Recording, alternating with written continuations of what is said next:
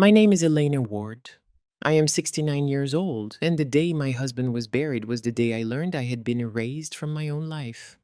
My husband's name was Thomas Ward. Everyone called him Tom. We were married 43 years. We built a life together in Savannah, Georgia. We raised a son. We bought a home. We survived storms and layoffs and sickness and two mortgages. We made it through things most couples do not make it through. Oh, or at least I thought we did. This is Revenge Stories with Michelle, a home for quiet courage and true endings. If you feel my words, please like the video, subscribe to the channel, and tell me in the comments where you're watching from. Your voice matters here, your story matters too. Tom died in what people kept calling a tragic accident, and he was driving home from a late dinner with work friends, and his car slid on the wet road and hit a light pole. They said it was quick. They said he didn't suffer.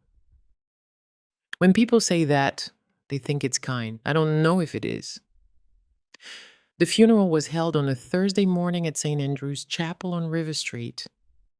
It was one of those days where the air hangs heavy and sweet, and even the shadows feel slow. The church smelled of flowers and wood polish. People I barely remembered came up to pat my hand and used the same soft words. He was a good man. He'll be missed. You two had such a beautiful marriage. I stood there in a black dress I had worn once before at my mother's service and felt like I had been dropped into a story I did not write. Tom's casket was closed up front with sprays of white lilies that I did not pick. The front 2 rows of the chapel had been reserved. I assumed without a second thought that they were for family. I was wrong. I did not know I was about to be a guest at my own husband's funeral. Our son Marcus was set to speak. Marcus is 35. He works in tech. He lives in Atlanta with his wife. He always dresses sharp like his father. His tie was crisp. His shoes were shine. He walked to the podium like a man who knew where he belonged. I sat in the second rows on the left.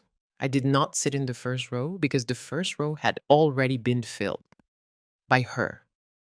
Her name was Fiona Hale. I had seen her before years back, but I did not recognize her at first. Not like this, not with her hair done so smooth and her dress so tight and proper, like a widow, not with that sad little smile that made other women lean in and whisper things to her like, "Stay strong, sweetheart. He loved you."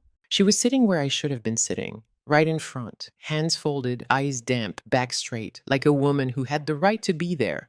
For a moment, I thought I might faint. Marcus cleared his throat and leaned into the microphone. He started well enough. He talked about his father's work ethic. He talked about how Tom never missed a game when Marcus was little. How he used to pack a cooler full of Gatorade and fold up chairs and sit through every baseball practice in 95-degree heat. Then Marcus paused. His jaw shook. His eyes grew wet. The whole room leaned in. And then he said it. "There's one more person I need to thank," he said. "Someone who stood by my father through his hardest years. Someone who gave him love, support, and peace." He turned. He did not look at me. He looked down at her. "At the end of his life," he said, voice shaking, "my father found a home in you. Fiona, you were his true family." A sound left my throat, but it wasn't just a word. It was some soft, broken thing that I didn't even know a body could make. The room went quiet. All I could hear was the soft hum of the ceiling fan and my own heart pounding in my ears. People turned in their seats, heads shifted. I felt their eyes sweep past me like wind. Some people looked unsure, others just nodded like it made sense. Fiona pressed a hand to her chest and did this shy little smile. The kind of smile a woman gives when she wants you to know she is delicate and loyal and wronged all at the same time. And I sat there, the wife of 43 years, 1 row back and off to the side, like an aunt, not a wife, not a partner, not even a part of the story, an afterthought, invisible. I could not feel my hands. My mouth had gone dry. And my whole body felt far away, like I was sitting somewhere above my own shoulders, watching all this from the ceiling. I thought that this is not real. This cannot be real. This is a bad dream. And in a minute, I will wake up in our bed and Tom will be in the kitchen making that weak coffee he liked. And the morning news will be too loud. And I will be annoyed and relieved all at once. But this was not a dream. And Tom was not in the kitchen. And the only person in the room saying his name like it mattered was the woman sitting in my seat. After the service, people formed groups. Some went to hug Marcus. Some went to comfort Fiona. Most people drifted toward them. Not me. A woman from Tom's office, someone I only faintly knew, came up and touched my arm. You must be Elena, she said softly. Must be, not you are, must be. That night, after everyone left, after the food had been dropped off and the flowers had been placed and the polite hands had all stopped patting me, I sat at our dining table until almost midnight. I didn't touch the food. I didn't cry yet. I just sat. We had that table for 30 years and it had knife marks from where Tom used to slice bread right on the wood, even though I always told him to use a cutting board. There were water rings from all the glasses we forgot to use coasters for. There were dents from where Marcus, as a boy, had slammed his math book and said, I hate fractions. That table had been the ground where our whole little world happened. And now I was sitting alone at it with his chair still pushed out like he had just stood up and would be right back. Only he wasn't coming back. And in front of that empty chair, I could still hear my grown son saying, Fiona, you were his true family. Not me, her. That was the first fracture. More were coming. The next morning, I had to go to a lawyer's office for the reading of Tom's will. I got dressed like you do for court. Simple black blouse, clean slacks, hair brushed and pinned back. I looked in the mirror and there was this woman looking back at me who felt familiar and strange at the same time. It took me a moment to realize she was me. The lawyer's office was in an old brick building with a green awning over the door. I had never been there before. I had never met this lawyer. That should have been my first sign. When we walked in, Marcus was already sitting in the conference room. He did not get up to hug me. He nodded, just a nod, like I was a neighbor. Like we were there to talk about trash pickup or property taxes. Fiona was there too. Of course she was. She was seated to Marcus's right in a pale blue dress this time. Her hair was down around her shoulders. She had no black on anymore. No widow act now. She sat like a woman who had already been told how the day would go. I stood in the doorway for a moment. I waited for Marcus to say, Mom, sit here, or Mom, take my chair. He did not. The lawyer, a thin man with wire glasses and a shiny forehead, cleared his throat and gestured to a chair on the other end of the table. So I sat apart from my own son, apart from the woman who sat where I should have sat at the funeral, apart from everyone, the way stray dogs wait on the edge of a picnic and hope something falls. The lawyer opened a blue folder. He said, according to the last will and testament of Thomas Ward, last will and testament, that phrase is supposed to sound clean, final, honest. But it felt dirty in that room. It felt like someone saying a prayer in a voice that did not belong to them. He kept reading. He said Tom left the main house to Fiona. He said Tom left the lake house to Fiona. He said Tom left the boat to Fiona, the savings to Fiona, the retirement account to Fiona, and the art, the watch collection, the safe deposit box, and even the little cottage on Tybee Island we used to drive to when we were young and broke and still in love. To Fiona, not to me. The only thing with my name on it was household items of sentimental value not otherwise listed. Do you know what that means? It means dishes. It means picture frames. It means the quilt my mother made us. It means scraps. It means here, take the leftovers, Elena. Take the little soft things that don't have cash value. Take the crumbs and be grateful. I sat there so still I thought I might turn to salt. I looked at Marcus.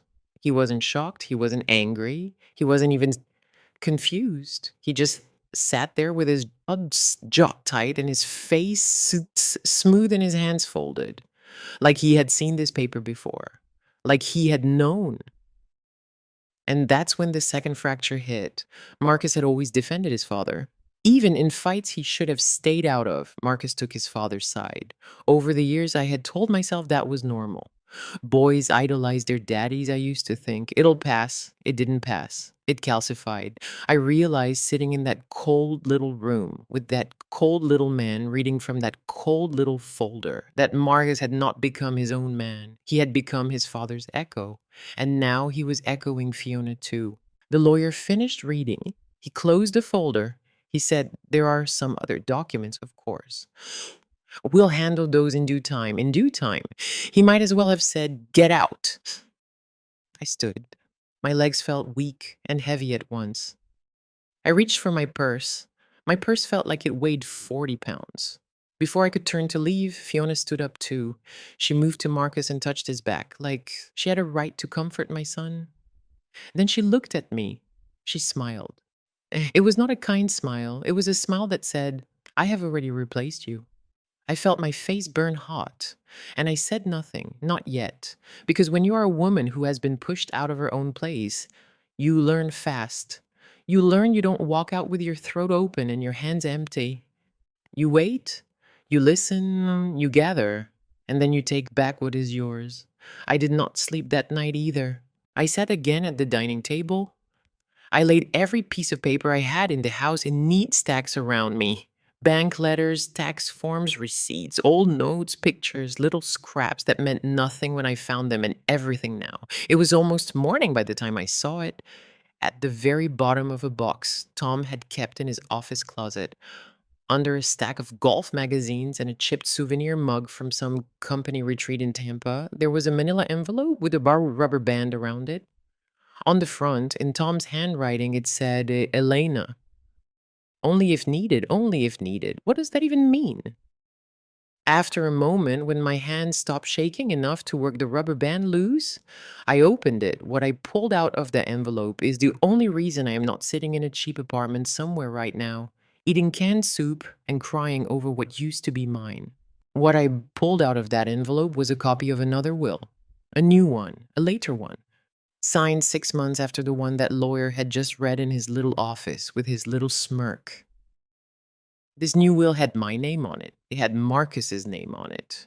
And it had not one single mention of Fiona Hale. Not one. In the second will, the house on River Street went to me. The lake house went into a trust with both of our names. The savings were split. The boat was to be sold, and the money was to be used with my wife's care and comfort. There it was, in black ink. My wife's care and comfort. Do you know what that means? It means he knew. It means at some point in some quiet corner of his mind, Tom knew he had broken me. He knew that if he died and left me with nothing, I would not just lose money. I would lose my place in this world, my safety, my standing, my last piece of ground. It means part of him still knew I existed. Now I am not a lawyer. I am not a business shark. I was a bookkeeper years ago, and then I left the numbers to him because he said, "I'll take care of you, Elena. You don't have to worry about that stuff. I've got you." I believed him. That was my sin, but I am not dumb. A will that is newer replaces a will that is older. Simple as that. The paper I found made the paper that little man read out loud useless. And for the first time since the funeral, my hands stopped shaking. For the first time since the funeral, a little spark lit in my chest. Now, I wish I could tell you I marched straight back to that lawyer's office that morning, slammed the new will on his desk, and took my life back in an instant like a scene in a movie. But real life is slower than that. Real life takes patience and proof. And I was outnumbered. I knew that lawyer was not on my side. I knew Marcus was not on my side. I knew Fiona would claw and scratch and scream before she let go of things that were not hers. So I called someone who had always told me the truth, even when it hurt. Her name is Rosa.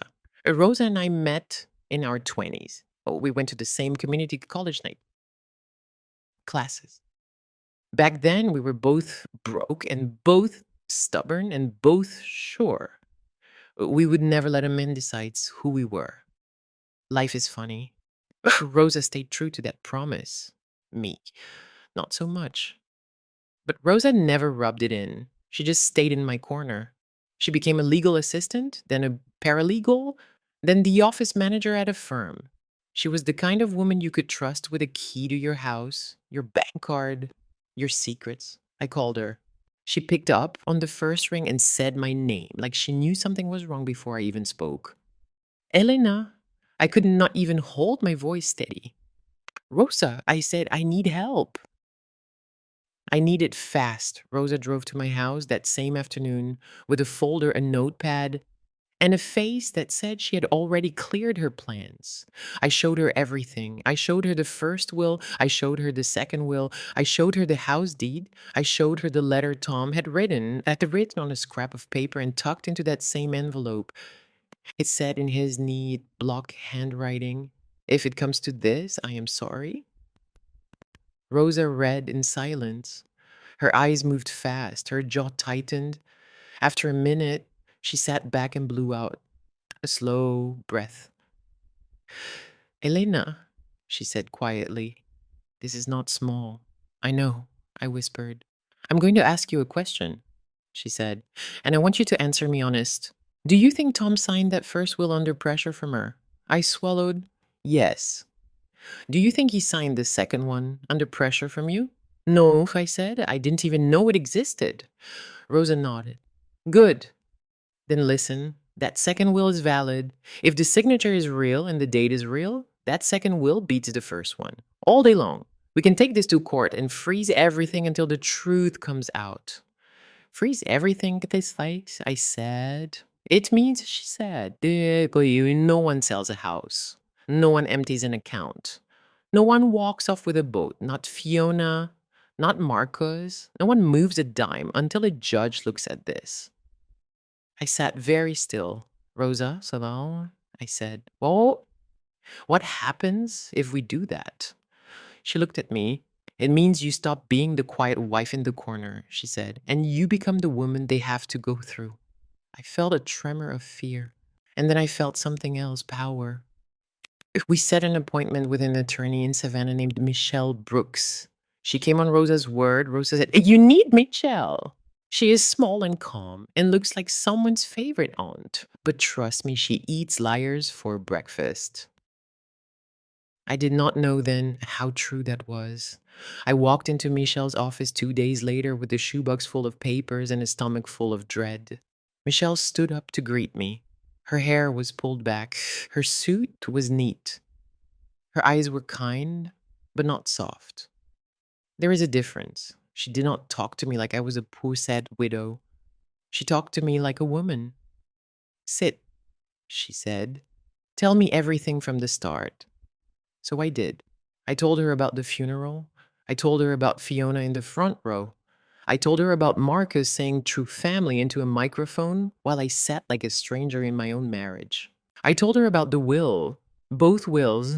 I told her about the way Fiona smiled at me in that lawyer's office, the way Marcus did not even look in my direction. Michelle didn't interrupt. She wrote notes, fast and neat, and every few seconds she would nod, like she was lining up puzzle pieces in her mind. When I finished, she leaned back and tapped her pen against her legal pad. Okay, she said, here's what we're going to do. Before she even said one more word, tears filled my eyes. Do you know how long it had been since someone said we in a way that meant I wasn't alone? She put a copy of the second will in a clear sleeve and said, First thing, we file with the court to freeze the estate. Then we request an emergency review. Since two wills exist with different terms, while that's happening, we gather proof that Thomas meant this last one to stand.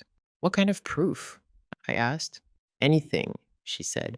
Text messages, notes, videos, emails, witnesses. Anyone he told, I blinked.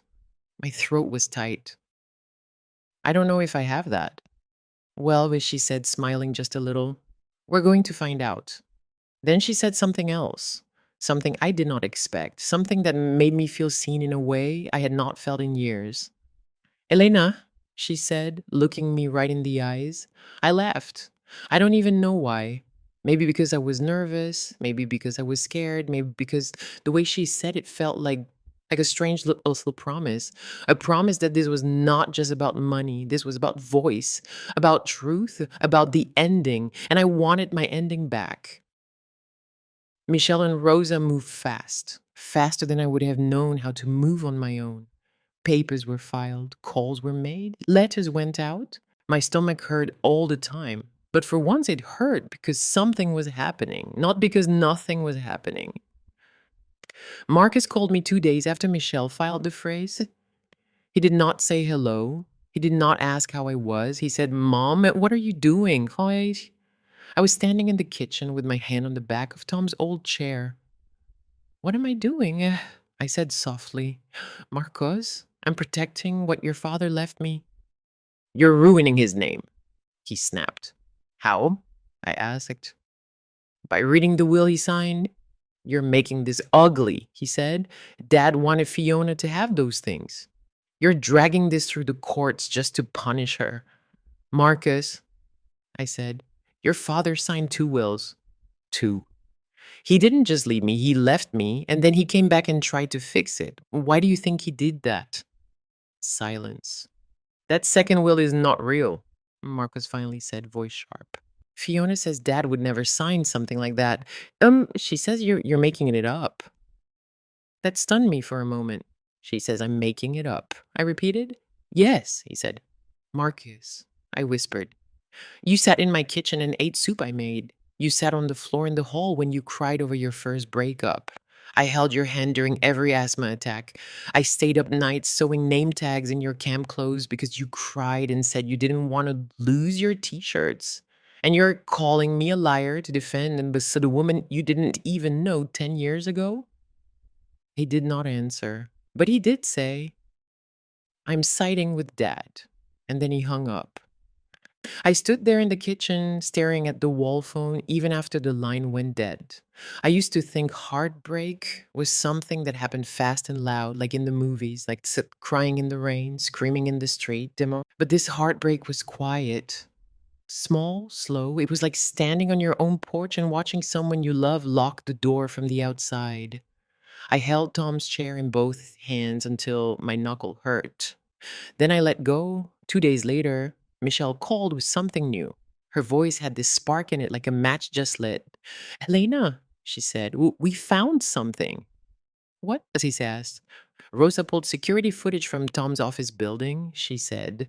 "One of the assistants remembered that Tom met with a notary there last spring. We tracked down the notary. We asked what papers he signed. She said it was a will she remembered because he made a joke about being old.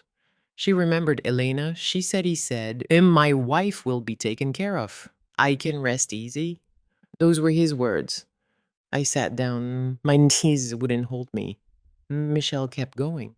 "And the date she gave us," she said, "matches the date on the second will you found in that envelope."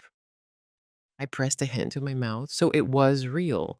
Not just real in my heart, not just real to me because I wanted it to be real. It was real in front of a witness. He signed it. He said those words. He meant them.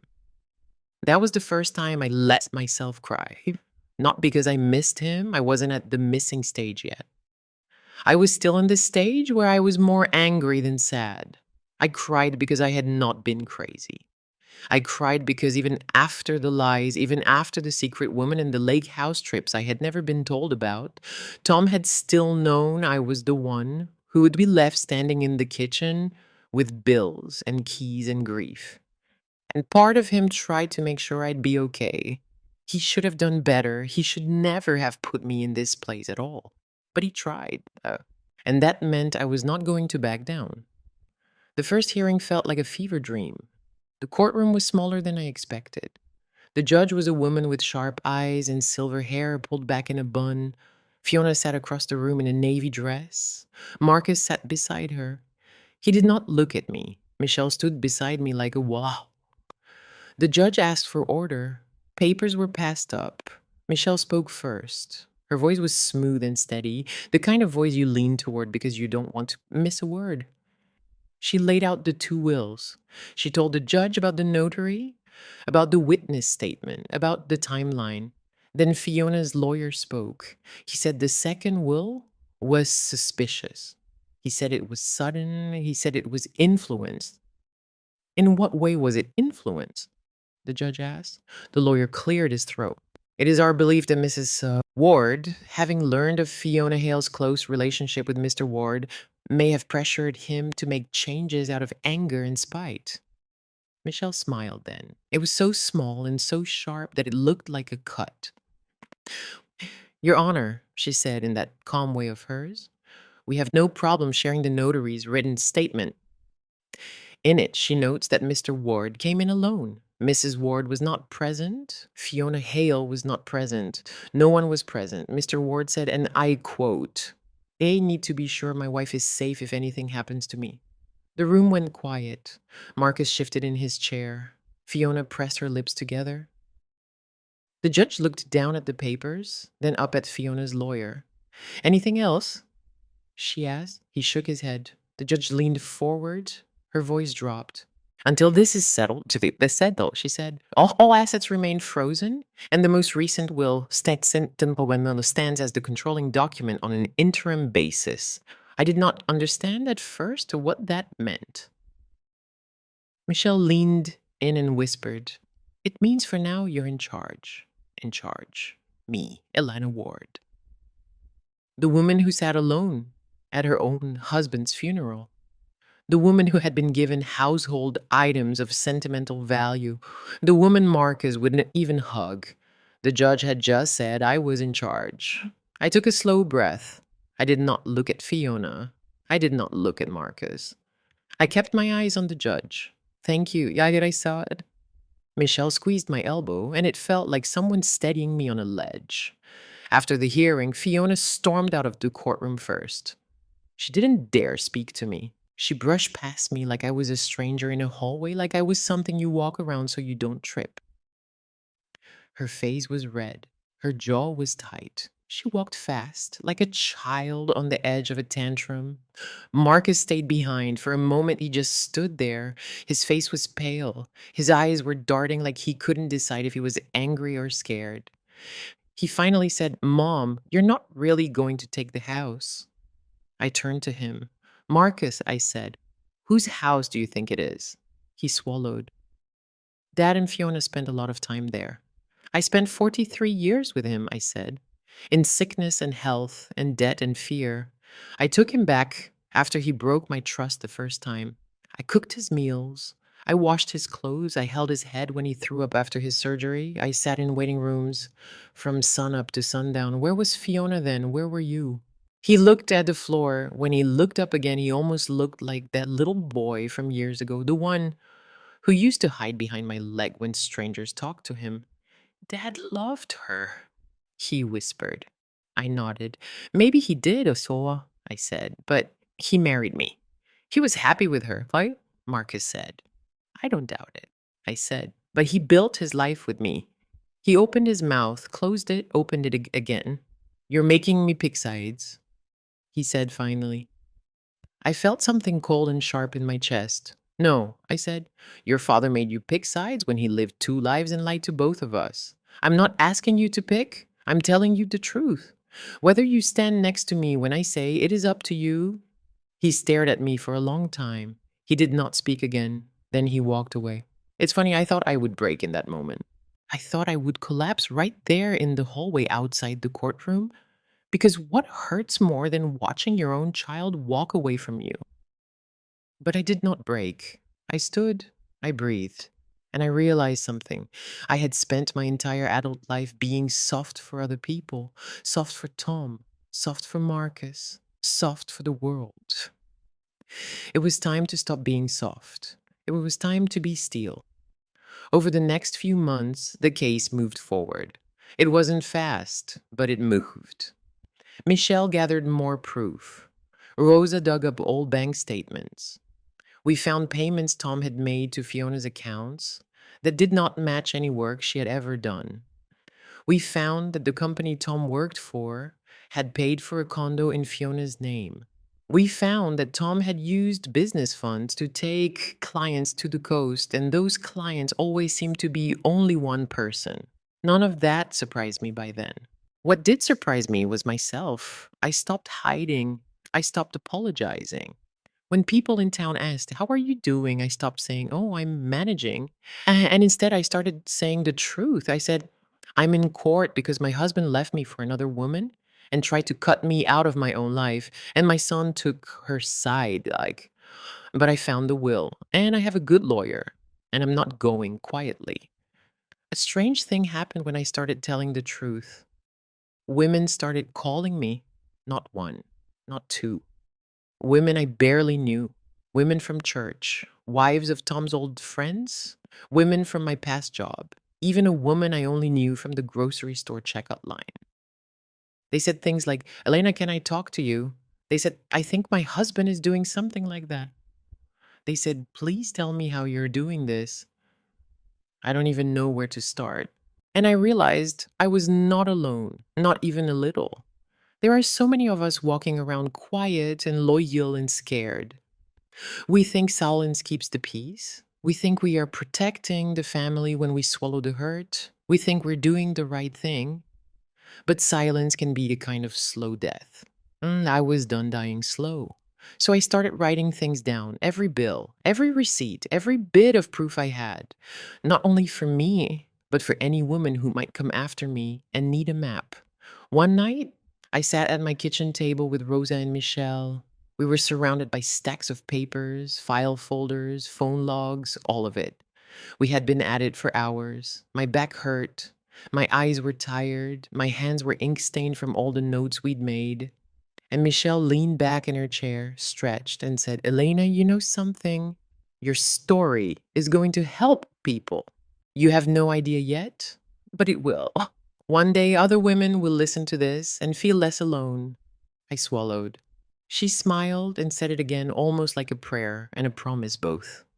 For the first time in a long time, I felt proud of myself. Not as a wife, not as a mother, not as a shadow standing behind a man, as me.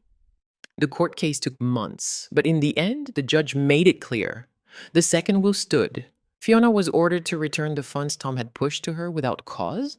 The condo she said he had gifted her was ruled part of the estate. The boat was sold and the money went straight into an account in my name. The house on River Street stayed mine. The lake house went into a trust in my name and Marcus's name, but I was named controller of the trust. That meant nothing could be sold or rented or borrowed for a weekend without my clear say so. In simple terms, Fiona was out. Completely. Fiona tried to appeal. She said the judge didn't understand their bond. She said I was greedy. She said I was bitter. She said I was trying to destroy Tom's legacy. I smiled when I heard that. Because you cannot destroy a legacy built on a lie. You can only show it to the light so everyone can see what it really is. After the ruling, Fiona disappeared. Some people said she left town. Some people said she stayed, just quieter. I don't know, and I don't much care. Marcus did not speak to me for almost a year. That was the price. Losing my son. That was the pain that sat low in my stomach like a stone I couldn't pass. I told myself I was okay. Some days I was, some days I wasn't. I would set two plates at dinner out of a habit and then have to put one back in the cabinet. I would walk past the empty bedroom and feel tears sting in my eyes. I would see a father and son fishing on the pier near our house and almost lose my breath. But I did not call him. I did not beg. I had begged enough in my life. Instead, I started to build again. Not for Tom this time, not for Marcus, for me. I took a part time job at the Historical Society. It wasn't for the money. The money was fine now. Michelle made sure of that. But the job gave me something I had not felt in a long time. It gave me purpose that did not hang on a man. I went out to lunch with Rosa on Thursdays. We made a rule that we were not allowed to talk about the case for 1 hour. We had to talk about other things: books, shoes, food, funny things we saw at the store. We laughed again, real laughing. The kind that makes your shoulders shake and your eyes close. Slowly, I started to sleep through the night. Slowly, my hands stopped shaking. Slowly, I began to feel like I was sitting at the head of my own table for the first time in my life. Then one afternoon in the fall, there was a knock on my door. I opened it and Marcus was standing there. He looked older than I remembered, or maybe just tired. His shoulders were rounded, like he had been carrying something heavy. For a moment, neither of us spoke. We just stood there in the doorway, looking at each other across the space where so much had broken. Then he said, "Mom, can I come in?" I stepped back. I nodded. He walked inside. He stood in the kitchen, in the same spot where his father once stood every morning with his weak coffee and his morning paper. It struck me how tall Marcus had gotten when he was 15, and how I never quite got used to tilting my head up to talk to him after that. He rubbed a hand over his face. His eyes were red, like he'd been crying already. He said, "Fiona left." I said nothing. He said, She she wasn't who I thought she was." I said nothing. He swallowed. "I'm sorry," he whispered. Still, I said nothing because I had waited for that word my whole life. From Tom, from Marcus, from every man who had ever taken what I gave and left me holding the bill. "Huh, sorry, it was always the word that never came." Now here it was. Marcus looked at me with wet eyes. "I thought Dad was happy," he said. "That's what he told me. He said you were always upset. He said you were always picking fights. He said you didn't understand him. He said Fiona did." He shook his head. He made it sound like he was the victim. I nodded once. He let out a breath. "But then," he said, "after the court stuff, after I saw those bank statements, after I saw how he took money from work just to take her on trips, and after I saw the emails, like, I don't know, something in me just snapped." He looked up at me. "He lied to me, Mom. He lied to me for years." I felt my throat tighten. "I know," I whispered. Marcus wiped his face with the back of his hand. "And I helped him lie to you," he said. "I stood there in the church and thanked her. I thanked her in front of you. I made you sit back there like you were nobody." His voice broke. "I can't believe I did that to you." I swallowed. "Marcus," I said softly, "do you know how many nights I sat awake holding a washcloth on your forehead when you were little and burning with fever? Do you know how many hours I sat in waiting rooms while doctors tried to fix your lungs? Do you know how many times I told your teachers, 'No, he's not lazy, he's anxious, and you need to help him, not shame him?' Do you know how many times I told myself, 'At least I have my son. At least no matter what Tom does, I have Marcus's.'" His face crumpled. "I'm sorry," he whispered again. "I was blind." I shook my head. "No, you weren't blind. You were loyal to a story that wasn't real. Your father was very good at telling stories that made him look like the hero." "That's true," Marcus whispered. "That's the part that scares me," I said. Because you started telling them too." He hung his head. We stood there in silence for a long time. Then he said, very quiet, "Oh, can I sit?" I nodded. We sat at the table. He reached out. He did not take my hand, not at first. His fingers just rested on the table near mine. Then he said, "I want to fix this. I don't know how. I don't even know if I deserve to ask, but I want to fix this. I want to be in your life.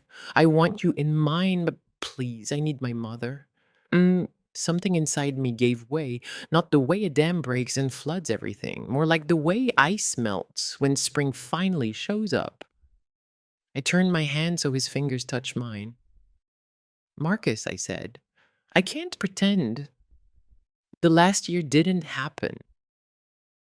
I won't pretend your words didn't cut me. I won't say it's all okay because it's not. But I will tell you this. I loved you the day you were born. I loved you the day you broke your arm on the playground. I loved you the day you moved to college. I loved you the day you thanked another woman for being true family at your father's funeral. And I love you right now, even with all the hurt between us. I will always love you. The question is, will you love me back with action this time, not just words?" He nodded through tears. "Yes," he whispered, "I swear." "Then we start slow," I said. He nodded again. And just like that, another piece of my life came back to me. Not in the way it used to be, in a new way, a way I chose. The last part of this story does not happen all at once. It's not like a door slams and then a trumpet sounds and the banner drops from the sky that says justice served. Life is not that clean. Justice in real life is quieter. Justice is you in your own kitchen with the deed to your house back in your own name. Justice is your son coming home and asking for a second chance without making excuses. Justice is sleeping through the night without waking in a panic because you don't know how you'll pay the bills. Justice is looking in the mirror and finally seeing not Tom's wife or Marcus's mother or that poor woman from church who got cheated on, but Elena, just Elena. That's it. That's enough. 1 year after the judge's ruling, I hosted a small gathering in my backyard. Nothing fancy. I strung lights between the trees. I set out folding chairs. I made lemonade, coleslaw, and pulled pork the way Tom used to like it. But this time I put the bowl down on the table like, this is mine now, my life, my table, my food, my story. Rosa was there. Michelle was there. Marcus was there too. And he helped carry in plates without me having to ask. At one point, Michelle raised her glass. She said to Elena, who refused to sit quiet and polite in the second row. Everyone laughed. I laughed too, because I finally could. Later, when the sun went down and the others drifted inside, Marcus and I stayed in the yard. He pointed up at the sky. Look, he said. It was one of those clear savannah nights where the air is soft and the sky feels low enough to touch. You could see so many stars. I used to tell Marcus when he was little that every star was a lantern held by someone who loved us and was still watching over us. He said, do you think Dad is up there? I was quiet for a long moment. I don't know, I said. Maybe. Maybe not. Maybe he is and he's ashamed. Maybe he is and he's proud I didn't let you throw me away. Maybe he's nowhere. But I know this. I'm here. You're here.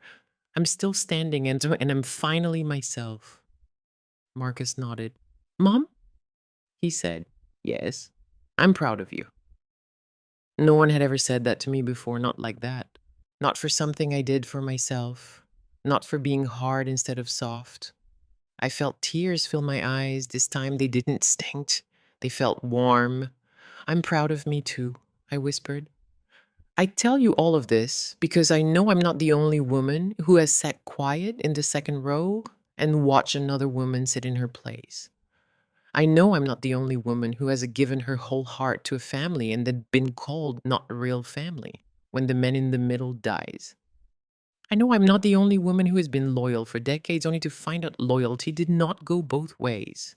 Maybe that's you. Maybe you're listening right now with a knot in your throat and a hand on your chest and you're thinking, that's my story too. That's my life, hear me?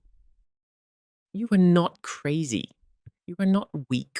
You are not too much. You are not dramatic. You are not bitter. You are not greedy because you want what you built to stay yours. You are not wrong to protect yourself.